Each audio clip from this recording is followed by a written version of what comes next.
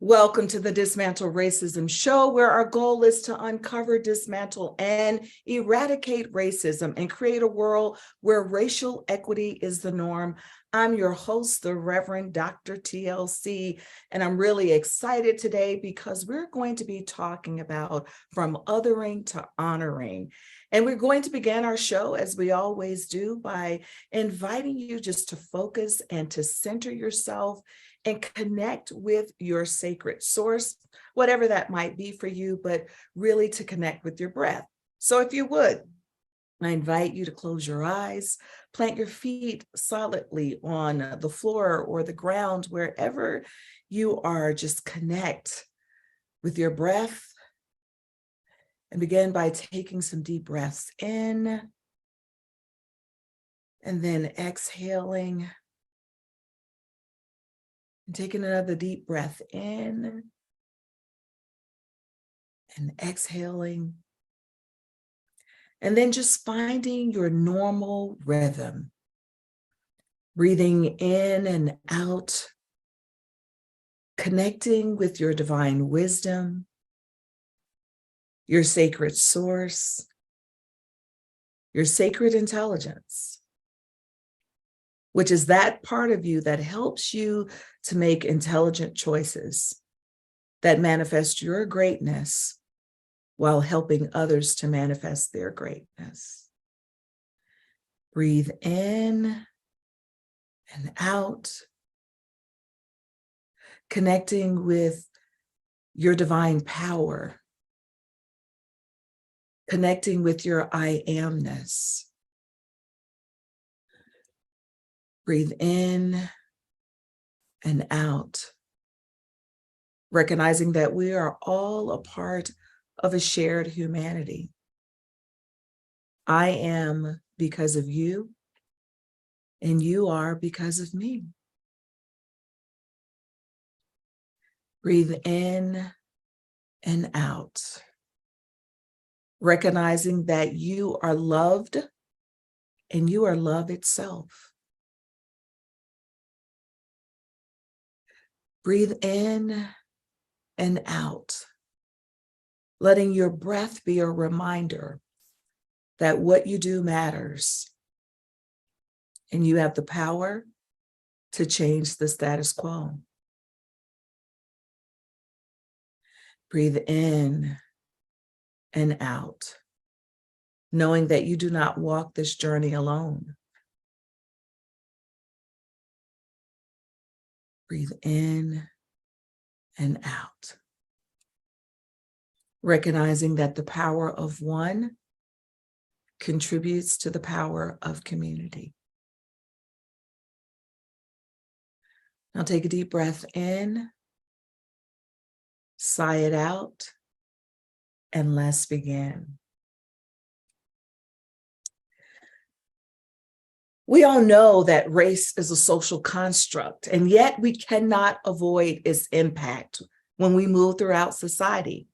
Whether we want to be identified from a racial category or not, when people see us, they make all kinds of judgments and assumptions about who we are. We understand one another and we make meaning about people and situations simply based on how we show up, the skin color that we show up in. We often fail to recognize the individuals. Is it possible to truly ever separate who we are as beings, as spiritual beings, from how we show up in these earthly bodies?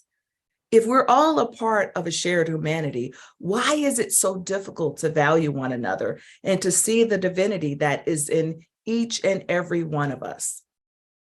So today, I would ask you the question, what happens when three people of different races and gender sit down to talk about race? Well, my guests today, we've had several opportunities to do so. My guests today are Jose Hernandez and Derek Rydall. And we actually met by being on another platform together. Our discussion was around what illuminates the soul. And I think we were so enthralled with one another that we made it our goal to stay in touch with one another. And we have these very dynamic conversations informally.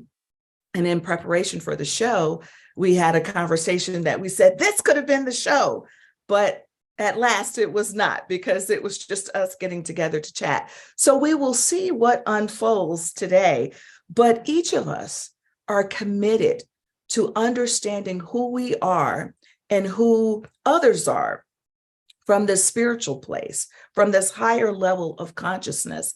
But even with that, we recognize that we show up racially, and we've had experiences that are vastly different based on our race and based on our color. So we're going to get to it today, and we're going to have a conversation. We hope that you will join us. Please, if you've not done so, we invite you to just make comments on our YouTube channel on Talk Radio NYC. And the show is Dismantle Racism. As you know, please make comments. Let us know what you're thinking about the conversations we're having. We are live right now, and we'll try to get to your comments. So please chime in.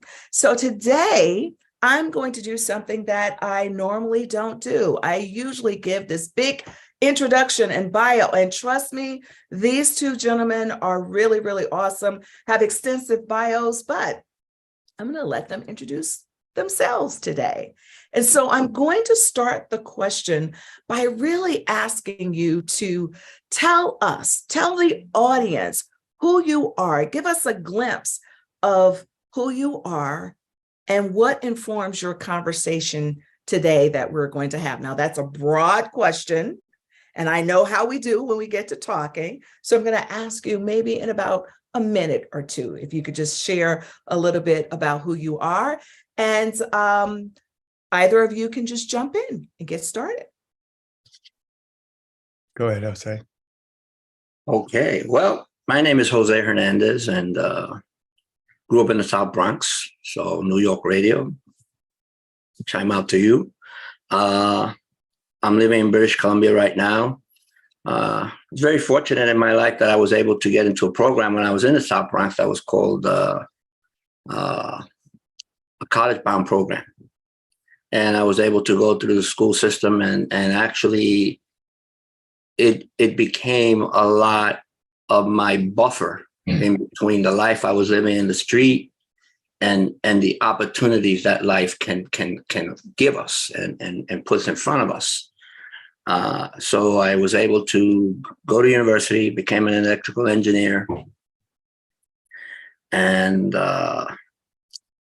since I've become a transformational leader, my life has been pretty, I guess, gone in many different directions. So I do have 2 Black children, even though I am First Nation. I have 2 children that are mostly white because my first wife was Greek. So they are really like very light skinned. And so I have an interesting dynamic of life living in this world that is so rich in racism. And that's not a good way to say it, but it's a fact. And so I did have an NDE 20 years ago, and that really was the cornerstone of my life. It changed my life, and it put me on a path that I believe helps me understand life. Because when I had that experience of dying, I didn't learn anything about dying. I only learned about living. And I hope that insight, I will be able to bring some of that with me into this show with these 2 beautiful people. Carolyn and Derek are quite amazing. And our friendship has bloomed, like she said, and it's just grown and grown and grown. So I'm really looking forward to this conversation. So that's a little bit about me. Thank you, Jose. And we will get into your near-death experience in a bit, because I think that once you have that experience and understand yourself beyond this human experience, it helps to inform how we engage in this conversation on race and racism. Derek, tell us about you. Yeah, so the short version is, like so many people, I've always been on a journey of seeking truth ever since I was a kid, going to different homes, different religions, different race is if you had some unique and interesting background, I wanted to have a conversation as early as 5 years old. I wanted to understand. So I was always seeking truth. And then, what I found in a lot of the religions, especially, was not the truth. I knew there was the truth somewhere, but I saw a lot of hypocrisy, and I saw a lot of people not being nice to each other, and racism and judgment and prejudice. And I didn't understand it. And so I actually rejected God and even the word God and all of that, but I was still on a search. And in my 20s, I was suffering a lot from depression, anxiety, suicidal tendencies. And I ended up almost dying, doing all this self-help and all this self-improvement. And the only thing it improved was my ability to describe why my life was so screwed up. I got really good at that. Mm-hmm. And the drive to fix my life, to heal from my childhood, to feel good about myself drove me ultimately to drugs and alcohol and to almost dying from an overdose. And that wasn't quite enough yet to crack me open. You know, I had a very thick head and still pretty stubborn, but it set me on a new path. And I began again and tried to again figure out there's got to be a way to, what's the truth about life? What's the truth about me? To feel good about myself, to be connected to others. And then while I was doing a film in Jamaica, I almost drowned and again nearly died and had a near-death experience. So we kind of have that in common. And I didn't go all the way to the other side, but in that moment of believing that, without going to the whole story, I knew I was going to drown. And I was stuck underwater in a reef and nobody knew I was out there. And there was a moment of trying to bargain with God and then a moment of complete surrender. God wasn't making a deal that day. There was only surrender unconditionally.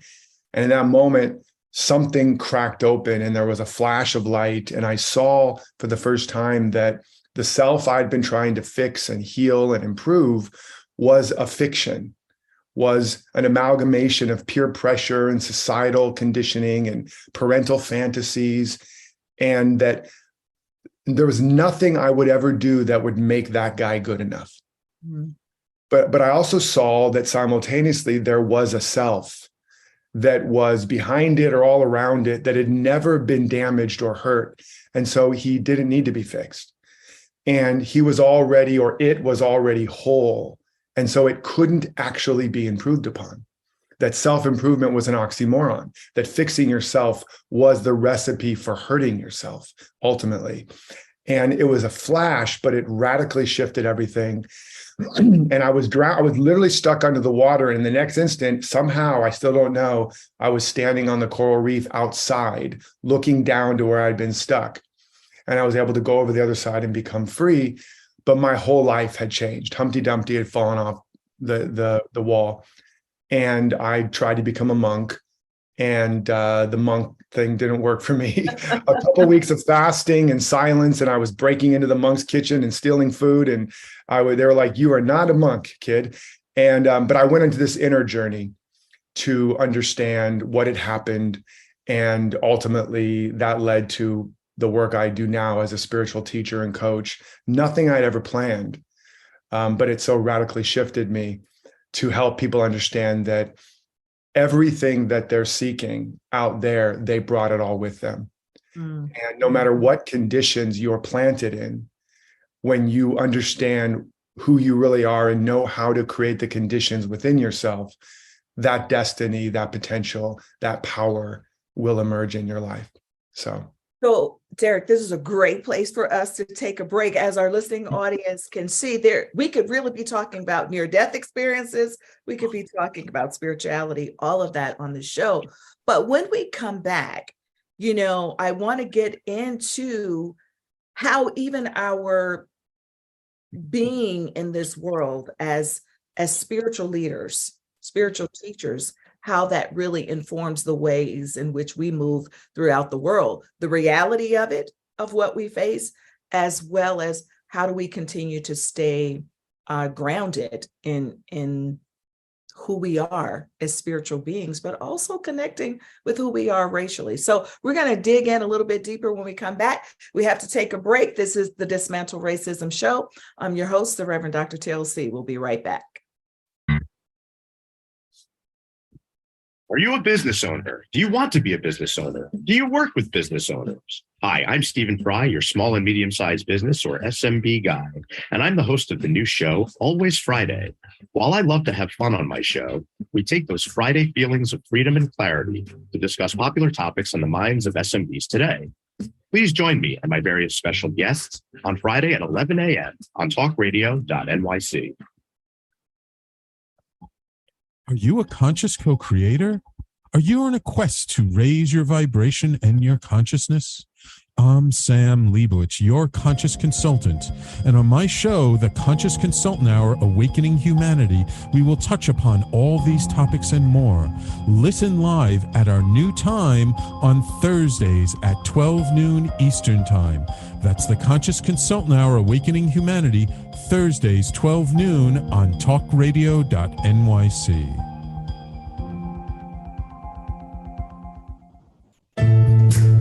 Are you on edge? Hey, we live in challenging, edgy times, so let's lean in. I'm Sandra Bargman, the host of The Edge of Every Day, which airs each Monday at 7 p.m. Eastern Time on talkradio.nyc. Tune in live with me and my friends and colleagues as we share stories and perspectives about pushing boundaries and exploring our rough edges. That's The Edge of Every Day on Mondays at 7 p.m. Eastern Time on talkradio.nyc. You're listening to Talk Radio NYC. Uplift, educate, empower.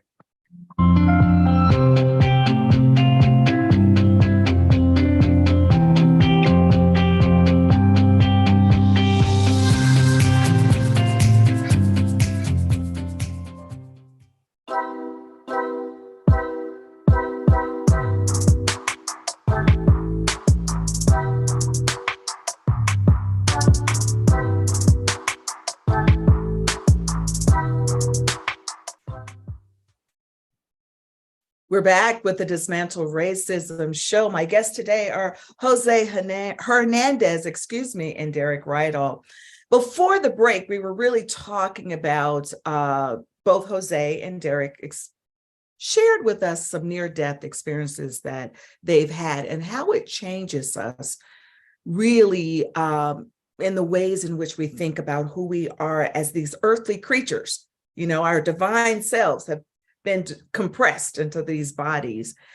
And it's really great for us to talk about being these spiritual beings. And as Derek, you know, you were sharing about emerging and being the best of who you are. And those are the messages that we all carry out to people. I carry out to people, manifesting your greatness. Don't get, you know, caught up in how the world defines you. And yet we know that the ways in which we show up in these bodies, people make judgments, as I said, about us, and they treat us differently.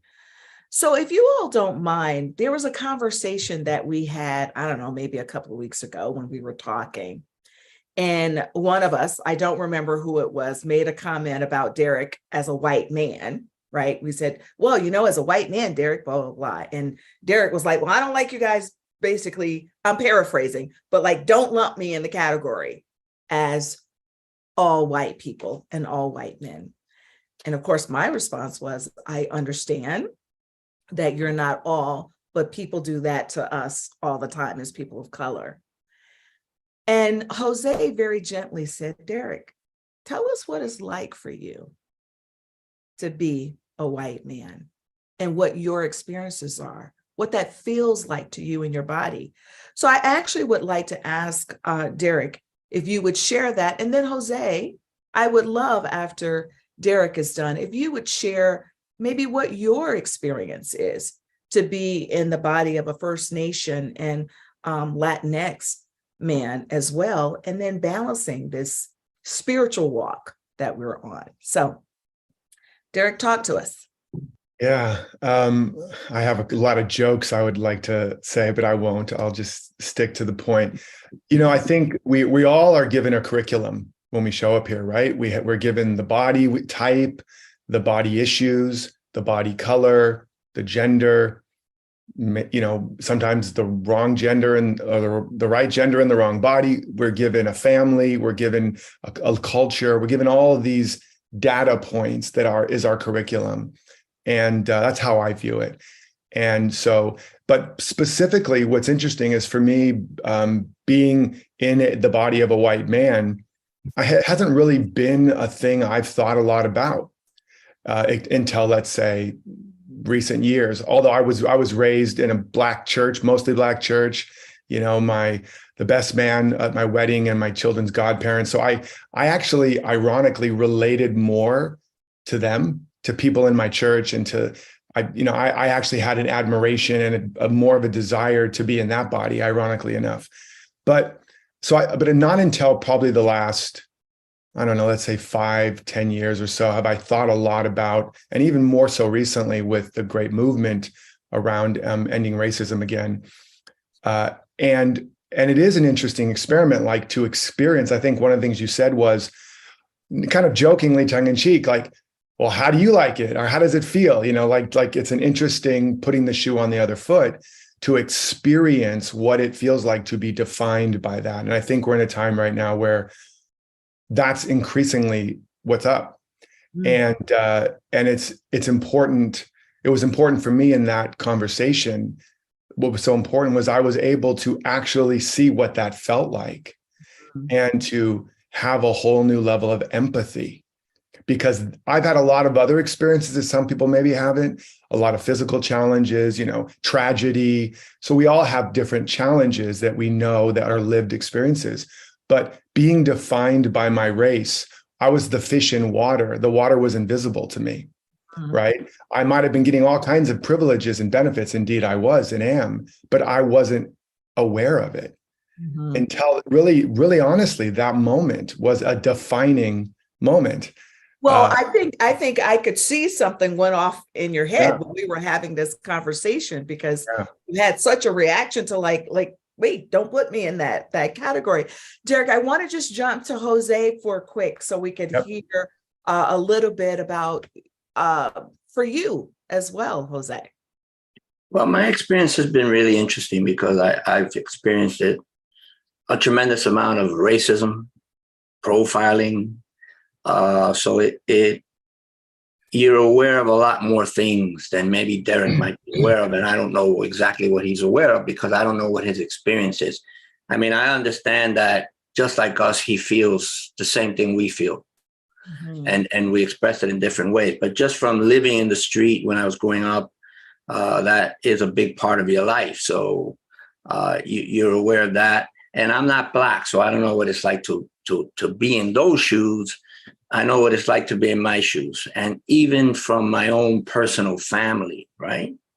Where my father was from a different mom who was First Nation, and my uncles who were from two, Caucasian parents, right? Because we were darker, they would just kind of like, me and my little brother were, you're the dark ones, so it kind of sticks to you. And what I can share is that when I had my experience and I became aware that this is not who I am, that's what helped me to understand what we're all going through. That's what really put like that star right on there and said, here, this is the experience of life, but this is who you really are. And I'm just going to say it like this. Maybe most of us are not going to be able to choose when and where we're going to die, but we can choose how we live our life. And I think this is where this conversation is going to wind up going. How do we choose to live this life? And how do we want to look at other people? And I will share this with everyone so they get an understanding of, from a cultural perspective, when I go into a sweat and it's very dark and we can't see anything, you can't see your hand in front of you, I am not this body anymore. I am not this color. We're all one. We know other people are there, but we don't have that thing that I see you as a black person, I see you as a white person, I see you as a brown person. That goes away. But the minute I come out of there, that comes back, right? So, and I'm very aware because I know two of my children have an easier life than two of my other children, my two other children. So my two black children have a much more difficult path than my two white kids. And it's kind of interesting, you know, to be in the middle of that and observe it and then have my own experience. Because my two white children don't identify with being First Nation at all. They are white. And my two black kids are black. So it's an interesting thing, but it taught me one thing. I don't care what color we are, we're all the same. Yeah. And Well, we all love, we all have that. And if we could only get past that fear that drives, fear is the driver of racism. If I start fearing that I'm going to lose something or I'm not going to have something that I think should be mine, then, you know, we can put this to somehow to bed somewhere and let it slowly creep out of our lives. Well, Jose, you know, I love how you describe that in the darkness, right, we're all one and we can connect with the fact that we're all one. And on my best days as a spiritual leader, I can also connect with that because I don't think that spiritually there's a difference between the three of us that are on here. And yet, I know that I so completely identify with being a Black woman. In fact, when I come again, if I have a choice, which I believe I had a choice this time, I will come back as a Black woman just because I love it just that much. And so it's interesting how there is this pull sometimes with wanting to connect with how we show up in these bodies and the cultures that we're in, but yet knowing that I am more than this. And that's the thing that drives me every day. That's the thing that helps me to have grace for people, like when they burn down my church, like they did in 2020, is that I can have grace for that person while at the same time saying that they should be held accountable for it, because I know that he is more than the individual who decided to set the church on fire. That's not always easy, though. It's not always easy when I'm in those places and people are looking at me in a particular way, following me around a store, or when I drive through the neighborhood and I see certain flags that are posted, you know, in my neck of the woods. I'm like, let me get out of here, you know, because I don't know what's coming at me. We should dig into that. We should dig into that. Yes, for sure. But at the same time, it's like there's this push and pull. And so thank goodness that we have these experiences where we know that we're more than. And so that is our cue that we absolutely need to take another quick break. And when we come back, we will dig right into that whole thing about going through the neighborhoods and the experiences that we have. But we're going to be right back with our guest today. This is the Dismantle Racism Show. Are you passionate about the conversation around racism? Hi, I'm Reverend Dr. TLC, host of the Dismantle Racism Show, which airs every Thursday at 11 a.m. Eastern on talkradio.nyc.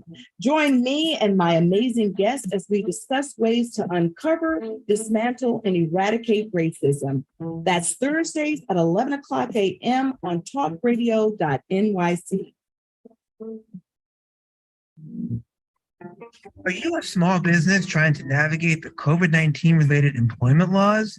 Hello, I'm Eric Sauber, employment law, business law attorney, and host of the new radio show, Employment Law Today.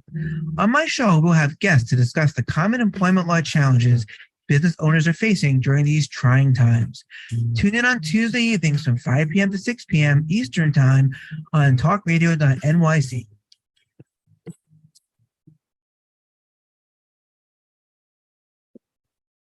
Hey, everybody, it's Tommy D, the nonprofit sector connector, coming at you from my attic. Each week here on talkradio.nyc, I host the program Philanthropy in Focus. Nonprofits impact us each and every day, and it's my focus to help them amplify their message and tell their story. Listen each week at 10 a.m. Eastern Standard Time until 11 a.m. Eastern Standard Time, right here on talkradio.nyc. You're listening to Talk Radio NYC at www.talkradio.nyc. Now broadcasting 24 hours a day.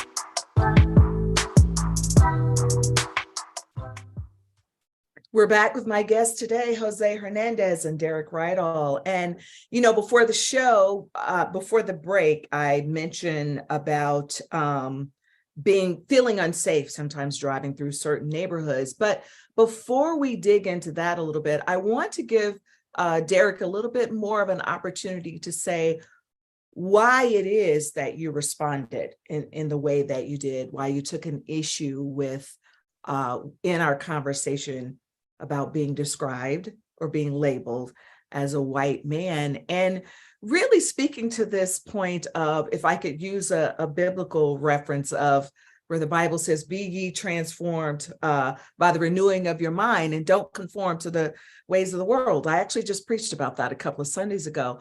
And that's really what we're called to do, is not to conform to what the world says, right? But be at these higher levels. So Derek, jump right in there and tell us what like got in your system when you also just opened up a whole other channel for me. I know, but we got to stay focused. Do not conform to the world. Yeah. You want to be a bigger influence in the world. You need to become uninfluenced by the world. So that's a whole other topic. But I mean, the original, first of all, it's an interesting thing how, even though I have an issue with that definition, I recognize the gift of that experience, because, as I said, it gave me an experience, a felt experience. But my issue with it is more about, as we're correcting and trying to, resolve or reconcile the racial issue against people of color, Black people and Latino people and all kinds of people, there's the danger of overcorrecting and ironically doing the same thing, but in reverse. So defining me by my color of my skin, or anybody by the color of their skin, is just racism and by another name, as we know that. And what I see happening in the world right now, as there's this very important movement, Black Lives Matter, and even the Me Too movement around men and women, is an overcorrection that is only going to create more damage down the line and more pushback as we see that happening. And in fact, we have a crisis right now of men, first of all, and white and Black men of a certain class, where they are killing themselves at a higher rate. They're stuck in their parents' basement. They're not graduating. And so I'm concerned about that crisis. And I'm concerned that we don't hurt each other and hurt the other and do more othering. So that was really the main purpose behind that. But again, I saw the gift in that, and I could take it and feel the little ouch and then process it myself. But a lot of white people or white men can't. They take it, they feel shame, they feel pain, and then they get angry. And then they do bad things, either to themselves or they just give up and all of that. So that's not going to help us. And so that was my main issue with that. And I also understand, racism and prejudice is not a white or a European or an American issue. It's a human issue. It's in every color and every culture throughout all of history. And so my bigger concern, or my bigger movement or desire to help heal, is that lay the axe at the root of the problem, of where how we other, how we judge, how we protect, how we project, and how we're not really in the world, but the whole world is really in us. So, And as so you- I want to jump. I got to jump. A lot of stuff is going through my mind, and Great, maybe go say for it. too. But I appreciate you talking and describing what you believe is how white men respond to this conversation around race, because I think that you're right, because many respond in fear. That's what Jose was talking about a little bit earlier. Like, this stuff is based in fear. Yeah. And then there's a part of me when I hear you talk, think, wow, so now the onus has to be on us as people of color, that we now have to be careful. And I get what you're saying, totally get it, that we can't do the same things that necessarily have been done to us. But then it also, I just have to let you know, might feel like it's now an extra layer of something that I've got to do. I've got to now wonder, I'm going to use you because you're on the show. How's Derek going to feel about this? And I try to do that in my work in general, but I'm just speaking, now I am sort of kind of speaking from the perspective of what I have heard many Black people say, especially when we are in these interracial dialogues. We always feel like we have to take care of white folks, and it's a burden.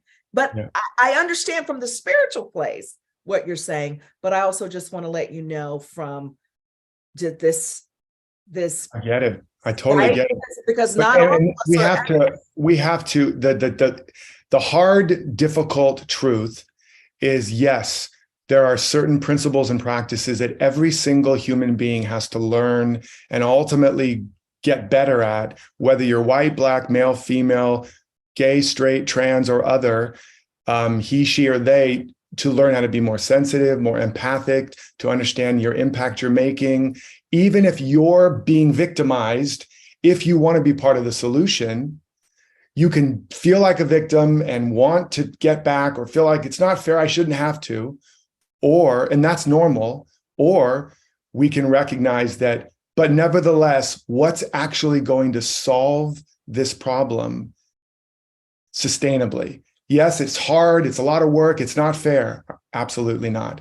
And nevertheless, what's actually going to lead to healing? And this is what I think Dr. King demonstrated, Gandhi demonstrated, Nelson Mandela demonstrated, got out of there after 27 years of unfair prison and did forgiveness tribunals. He could be like, now I got to take care of all these guys that victimized me, right? Well, that's the hard truth. Yeah. Right. But Derek, there's a reality that we're not seeing if we look at everything that way. I am brown. Carolyn is Black. You are white. That's a reality. There should be no shame in that ever. If I say you're a white man, you should never feel shame from that, or bad, or I'm not saying I didn't feel shame. I didn't feel any shame. I had the issue that I described. There is that reality. And what I'm saying is we need to find wholeness in who we are. Yes. We need to find wholeness in ourselves. We need to feel that we are good enough, that we're not less. I'm not less because I'm brown or First Nation or Black, or my kids are less because they're Black. We're equal, but we also have to deal with the reality of what is in this world. So right now, today, you look at the division in this world, and it's right in your face. And when you say Black Lives Matter, kind of like it's almost like that's a negative thing. We got to get past that. But first, we got to realize that that's a fact. Who said that? I didn't say that. No, I just said there's the danger of overcorrecting. Okay, well, trying to solve a problem by doing the same. First, you got to recognize the problem before you overcorrect. And the problem is when I recognize it. So right now, there's so many what people would call red, which is derogatory. First Nation people, they find in their bodies all over the place, right? In these residential schools. So we're saying every child matters. Right? And that's with a feather. But there has to be an awareness that these things are happening and that they're real. You can't sugarcoat them and make believe they're not real And now we're overcorrecting. We're not overcorrecting. First, we have to understand the issue and recognize it and say, yes, that was real. This is real. Now, how do we all hold hands and move forward together? And Well, I think that's what dismantling racism is really about. Right. And so I just want to say, particularly from my perspective, just as a psychologist, we can't heal from a problem until we acknowledge the problem. And I think one of the things that happens, particularly as we talk about these interracial conversations where Black, and I'm going to use Black because I can only speak from my perspective, where we feel like we're often having to take care of other people in the room. It's something that we've done historically.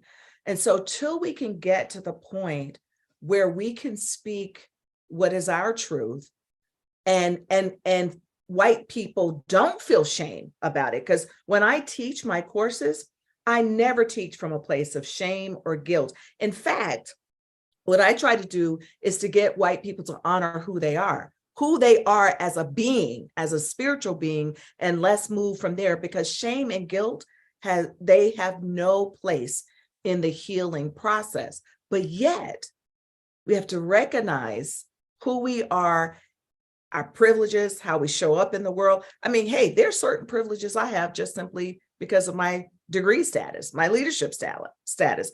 And if I don't honor that, I would never be able to see the people who are different from me. And so I think this is really, really like a great conversation to say that there are steps to dismantling racism. There are steps to getting to that place of where we are beings, like we're heavenly beings, spiritual beings, whatever, divine beings who are having this human experience, that we have to remember that. We have to get to the place where we can remember that and deal with the stuff that happens to us on a day-to-day. That's to be in the world. I want to just respond. I want to throw one thing in there. Hold on, guys. Hold on. I want to respond because I want to make sure that the communication is absolutely impeccable, because this happened the last time we talked. So I want to be very clear. I didn't say, and I'm not saying there isn't a problem that shouldn't be addressed with the full force of our humanity and our legislative powers and all of that. It was a specific response to a specific moment. And it wasn't personally about me. I personally don't need you to hold my hand and coddle me. I'm speaking on behalf. We can go at each other, and we have done the work, and we have a level of awareness that we can self-reflect and do the work. I'm speaking on behalf of all the people that aren't yet capable of that. And I'm also speaking on behalf of what I believe are the greatest role models of how to end racism and prejudice, like a Gandhi, like a Dr. King, like a Mandela, like a Jesus.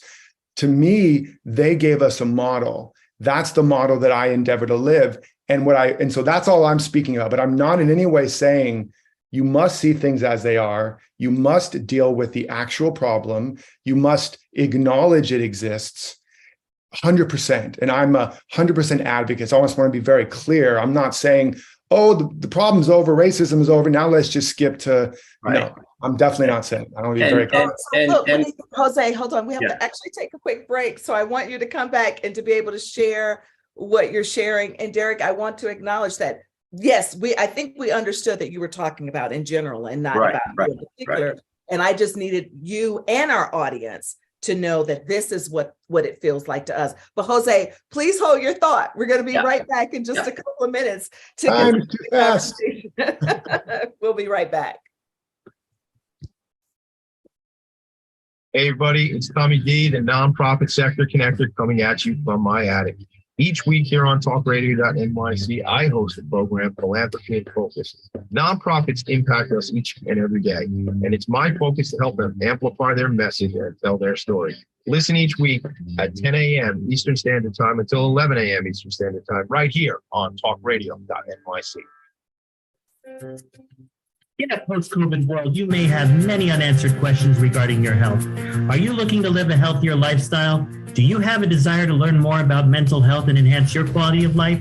Or do you just want to participate in self-understanding and awareness? I'm Frank R. Harrison, host of Frank About Health, and each Thursday, I will tackle these questions and work to enlighten you. Tune in every Thursday at 5 p.m. on talkradio.nyc, and I will be frank about health to advocate for all of us. Are you a conscious co-creator? Are you on a quest to raise your vibration and your consciousness? I'm Sam Leibowitz, your conscious consultant, and on my show, The Conscious Consultant Hour, Awakening Humanity, we will touch upon all these topics and more. Listen live at our new time on Thursdays at 12 noon Eastern Time. That's The Conscious Consultant Hour, Awakening Humanity, Thursdays, 12 noon on talkradio.nyc. You're listening to Talk Radio NYC at www.talkradio.nyc. Now broadcasting 24 hours a day.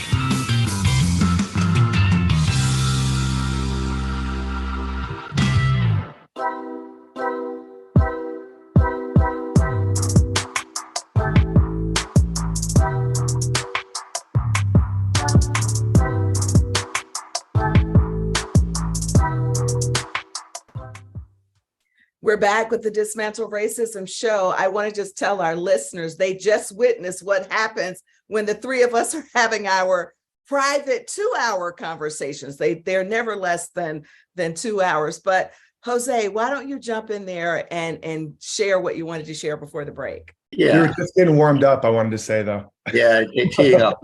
But first of all, none of us take this personally because we understand that we're just speaking truth. Yeah. But, you know, when I hear you speak, Derek, I wonder why it's okay for me to be called brown or Latino, and I accept that without, and Carolyn is black, my kids are called black, but some of my kids are white, and why some people feel threatened when they're called white. No, I didn't feel threatened. I don't understand that. I don't understand that part, but let me finish, Derek. Let me finish. Okay. I don't understand. It was that I part. couldn't speak about certain things because I was white. That was the issue. Right. Well, but it's almost like it changes the status of where we are, right? If it's okay for you to call me this, and I can't call you that, then and yet we're not saying it in a derogatory way. We're just saying what I believe is a fact. I'm very comfortable saying, Carolyn, I could say to my kids, they're black. I could say to you, you're black. They could say I'm brown. They could say, and it's a reality. I understand the reality. I never take offense to that because that's what's real. And I think as people that we're transformational leaders and we speak to a lot of people, that it's very important that we're comfortable with that. We got to be comfortable with who we are, because in my physicality, this is who I am. Spiritually, we know a lot more. So, you know, and then just as I mean, I can't imagine a world where everybody looks the same. I think the flavor and the diversity of our skin tones alone is such a grace and gift. And yet some of us are made to feel shame because of it, or like we're less. You know, so for example, my wife is East Indian. She's a totally different skin tone than me, than her two black kids, and one of her black kids is a lot lighter than the other. So it's like this incredible variety of color and different shades. But at the end of the day, my black son loves the same way my white son does. He hurts the same way. My black daughter hurts the same way my white daughter hurts. They laugh the same way when they feel joy. And I think that's what this conversation has to be about. You know, I'm blessed. I feel blessed to have that in my life. And I'm getting a little emotional here because this is really important for people to understand. You know, and I think through life, so many people have been so wounded and hurt because of the skin that they were born with. And to me, that skin is so important because it honors our ancestors. It just tells people where our ancestors are from. It doesn't say anything about me as a person. It doesn't say anything about my kids, you know, but I know They do everything the same way. There's never a difference. They eat the same. They dress the same. They speak the same. Maybe a little different because of cultural issues and things like that. But otherwise, I can't see in any of them anything that's different other than the skin tone, and the skin tone doesn't matter. And I think it's very important for us to understand that. And I understand why people feel the same, Derek. Don't get me wrong. I feel a lot of them feel the same thing we feel. And they might call it reverse racism, whatever they want to call it, it doesn't matter. And it's odd that they would even call it reverse racism in some cases, right? I mean, what does that mean? Well, Jose, we don't have time to get into that conversation because we're almost out of time, because that's, I knew we should be doing a two-parter. But Jose, here's what I want to say based on your United Nations that is in your family.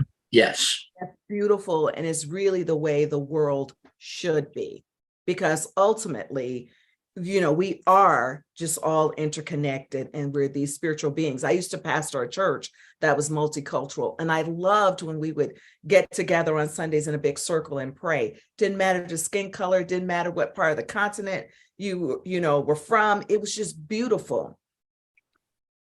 And saying that, I also know that when you are in multicultural families, the ways in which we avoid hurting people is to recognize that people have different experiences based on their skin color. And that's often my fear, particularly, when I talk to white people about when they say things like, well, I don't see color, right? Anybody who's taken a class with me will know, well, wait a minute.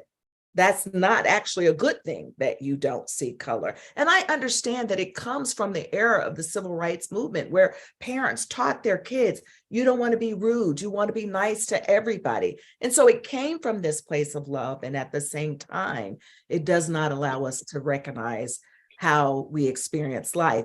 Well, listen, we are, though, at the end of the show. Can you believe it? Because this is probably the quick. Can I add one final little response? One final thing. Because I think there's this three-pronged thing, which is we need to learn to totally honor, value, respect, and understand the beauty and the gift of our differences, the many colors and qualities of infinite being appearing as individuals, so that because it's beautiful. All the colors, all the qualities, all the cultures, all the backgrounds, that's what makes life so magnificent. Variety is the spice of life. So that's one piece.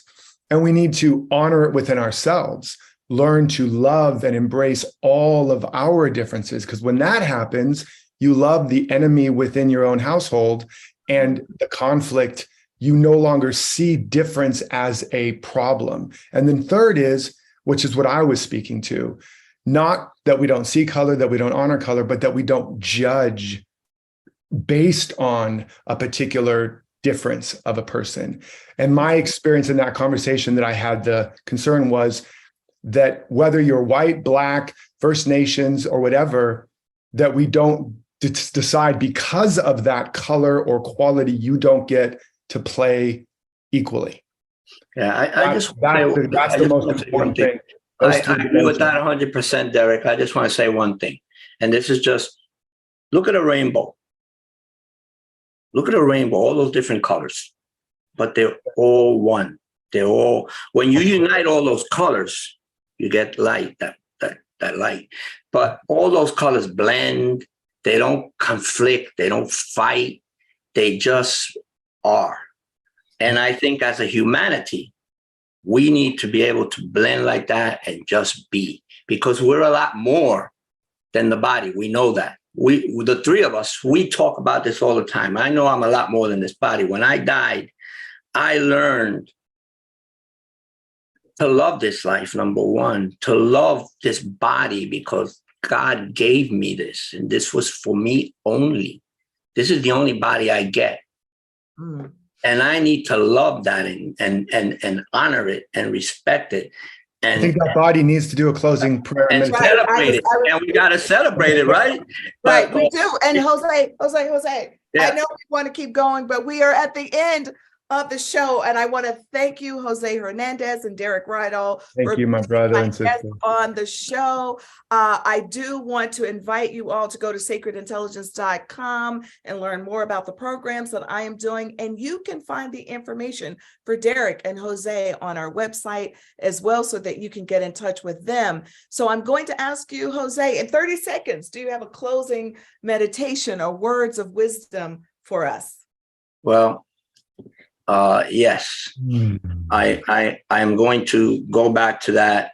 We don't choose when we come into this world and when we leave it, but we choose the life that we live. And we're all going to struggle.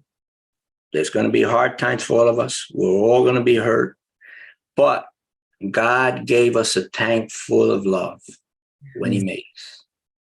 Yeah. And he charged us with one thing only. He said, leave this love here. Use it up.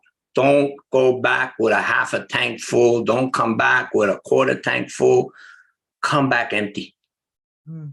So I ask you all to take the love that's been given to you by Creator or God, or the God of your belief, and leave it here. Don't be afraid to love. Be afraid not to love. Beautiful, beautiful, Jose. Thank you for that.